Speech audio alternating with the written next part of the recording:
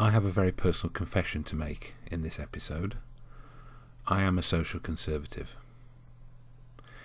It's taken me a long time to admit this to myself. It's taken me a long time to realise it, actually. But I am somebody who socially is very conservative. That is a terrible admission to make in modern society. There are very few political, economic, cultural positions that will attract as much scorn and disdain as social conservatism. There is no outlet for social conservatism in this country at all. None. None of our major political parties espouse social conservatism.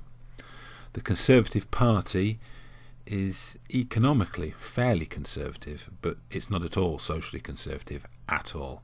It was the Conservatives that brought in gay marriage in the UK. Whether or not you believe in gay marriage or not, I'm fairly sure that the Conservative Party should be one that is at the very least a bit iffy about the whole proposition, but they're not. There is no outlet for social conservatism, and yet an awful lot of people still hold socially conservative opinions, but they're just denigrated, divided, leaderless, and basically social liberals on the entire show. There is no opposition to them, and that is not a good idea. On a simple, practical point, you need opposition. Otherwise, you can just do whatever you like and you'll get to all kinds of excesses, as organisations tend to do.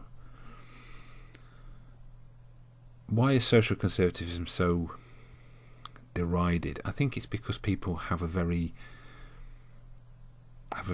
biased opinion of it, because it's not even allowed to defend itself.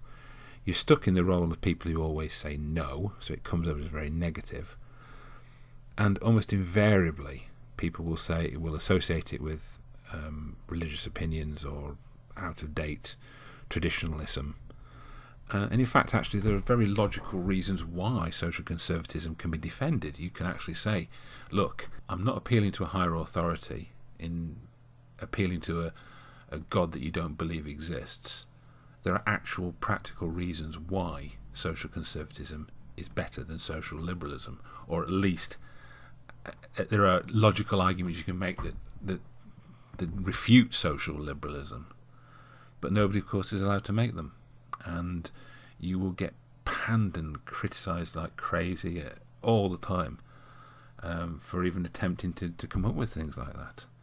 Not only is there not a platform for social conservatism, most people would actually seek to deny social conservatism a platform, and that's not a good thing.